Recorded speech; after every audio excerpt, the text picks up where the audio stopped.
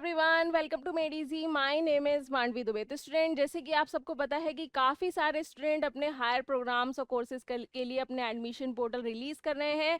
हमने प्रीवियसली भी काफ़ी सारे ऐसे इंस्टीट्यूट है जो हमने आपके लिए कवर किए थे, जिन्होंने अपने एडमिशन पोर्टल रिलीज़ किए थे एमटेक, एमएस और पीएचडी प्रोग्राम्स के लिए। तो आज हम जो बात करने वाले हैं वो है आईआईटी खड़गपुर के बारे में। इन्होंने भी अपना एमटेक पोर्टल यहाँ पे एडमिशन के लिए लॉन्च कर दिया है। अगर हम इसके इम्पॉर्टेंट डेट्स के बारे में देखें स्टूडेंट, आप इसकी ऑफिशियल वेबसाइट है ये, आप इसकी ऑफिशियल वेबसाइट पे भी विजिट कर सकते हैं। तो यहाँ पर अगर आप देखें तो इन्होंने अपना जो ब्राउचर है, पोस्टर है, वो 29 मार्च 2025 को रिलीज कर दिया था।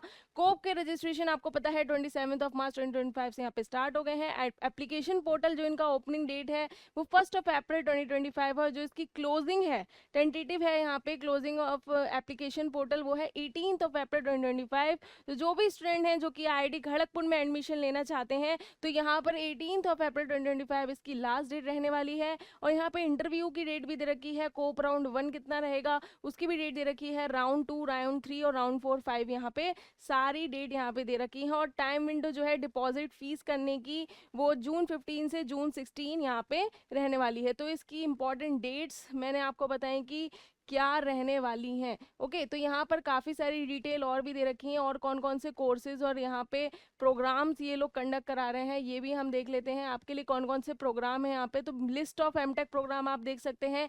एरोस्पेस इंजीनियरिंग है आपका, इसी के मोड ऑफ सिलेक्शन यहाँ पे आपका डायरेक्ट रहेगा।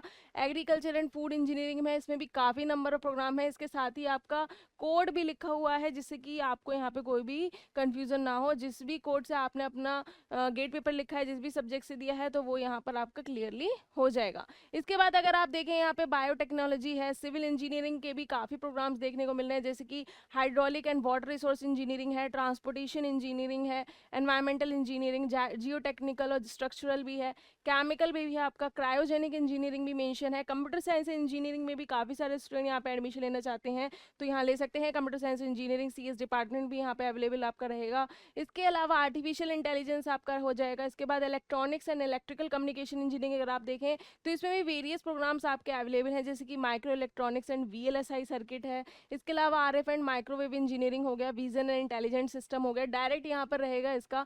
इसके अलावा अगर हम इलेक्ट्रिकल इंजीनियरिंग में देखें तो machine drives and power electronic, ये जो प्रोग्राम है इसके लिए आपका इंटरव्यू कंडक्ट होगा। कंट्रोल सिस्टम इंजीनियरिंग में आपका इंटरव्यू रहेगा, वहीं पावर इंजीनियरिंग सिस्टम में भी इंटरव्यू रहेगा। इंस्ट्रूमेंटेशन और इंटीग्रेटेड इलेक्ट्रॉनिक्स में भी आपका इंटरव्यू होगा। जैसे कि यहाँ पे कुछ तो प्रोग्राम्स यहाँ पे डायरेक्ट यहाँ पे आपका सिलेक्शन रहेगा, और यहाँ पे दूसरी चीज़ इंटरव्यू भी कंडक्ट होगा कुछ एग्जाम्स के लिए, तो वो भी यहाँ पे इन्होंने मेंशन कर रखा है। इसके अलावा एनर्जी साइंस एंड इंजीनियरिंग में रिन्यूएबल एनर्जी टेक्नोलॉजी इसमें डायरेक्ट आपका रहने वाला है।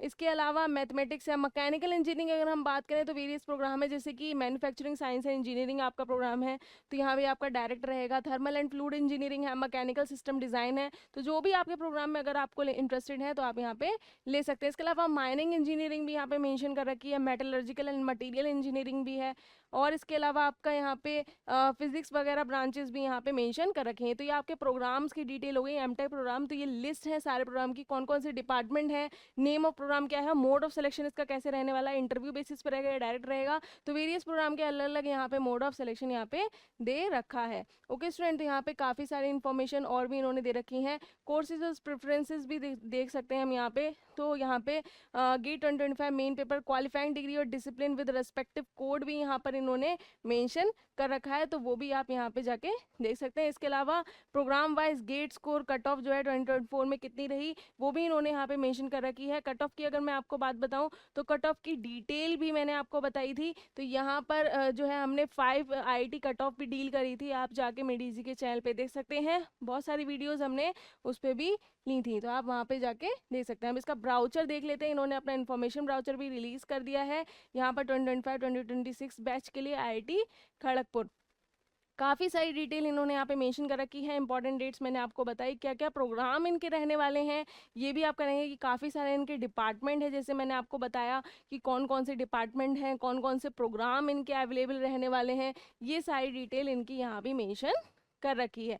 इसके अलावा यहाँ पर अगर हम देखें तो काफ़ी सारे डिपार्टमेंट आप देख रहे होंगे, electronics and electrical, communication, physics हो गया आपका, इसके अलावा मैकेनिकल हो गया, सीएस हो गया, केमिकल हो गया, काफ़ी सारे डिपार्टमेंट हैं, उनके वेरियस प्रोग्राम्स यहाँ पे आपके लिए अवेलेबल है। और मोड ऑफ सिलेक्शन भी हर प्रोग्राम का यहाँ पे अलग अलग रहने वाला है, ज़्यादातर का डायरेक्ट रहेगा और काफ़ी का यहाँ पे इंटरव्यू बेसिस पे भी मेंशन इन्होंने कर रखा है। ओके, तो ये आपके लिए सारी डिटेल हो जाती हैं। इसके अलावा अगर हम देखें तो यहाँ पर रिसर्च के लिए भी काफ़ी सारे एरियाज़ हैं, तो जो स्टूडेंट्स रिसर्च बेसिस पे ज़्यादा इंटरेस्टेड हैं तो वो भी यहाँ पे कर सकते हैं। लाइक रबर टेक्नोलॉजी भी अवेलेबल है, सेंटर ऑफ एक्सीलेंस है, सेफ्टी इंजीनियरिंग एनालिटिक्स है, तो ये सारी इसकी यहाँ पे एप्लीकेशंस हो जाती हैं।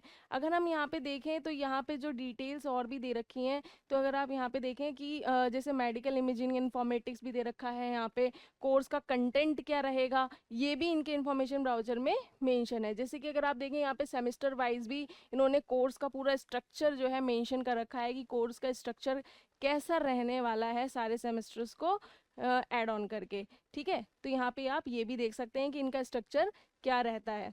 इसके अलावा काफ़ी सारी डिटेल अगर हम देखें तो यहाँ पे इन्होंने मेंशन कर रखी हैं अपने इन्फॉर्मेशन ब्राउचर में, जिसे हम यहाँ पे देखने वाले हैं। जैसे कि अगर हम फीस और डिपॉजिट की बात करें तो फर्स्ट सेमेस्टर में कितनी फ़ीस रहती है यहाँ पे, जैसे कि अगर आप नॉन रिफंडेबल देखें तो जनरल ओबीसी डब्ल्यूएस की 6700 रहेगी, एससी एसटी पीडब्ल्यूडी की भी 6700 रहेगी। इसके अलावा यहाँ पे ई सब्सिक्वेंट सेमेस्टर की क्या रहेगी, हॉस्टल का कितना यहाँ पे आपका अमाउंट रहने वाला है, ये सारी डिटेल भी इन्होंने मेंशन कर रखी है। इंपॉर्टेंट डेट्स मैंने आपको बताई कि इंपॉर्टेंट डेट्स क्या इनकी रहने वाली हैं, तो आप 18 अप्रैल इसकी लास्ट डेट है स्टूडेंट, उससे पहले आप ज़रूर फिल कर लें ये फॉर्म को। इसके अलावा यहाँ पे डिस्क्रिप्शन भी मेंशन कर रखा है, paper wise GATE cut off कितनी रही थी 2024 में, वो भी मैंने आपको बताई थी। अप्लाई कैसे करेंगे, आप इसकी ऑफिशियल वेबसाइट पे जाके विजिट करेंगे। जो एप्लीकेशन फीस है इसकी 500 है जनरल ईडब्ल्यूएस और ओबीसी के लिए, वहीं 250 है फीमेल्स के लिए और एससी एसटी पीडब्ल्यूडी कैटेगरी के लिए।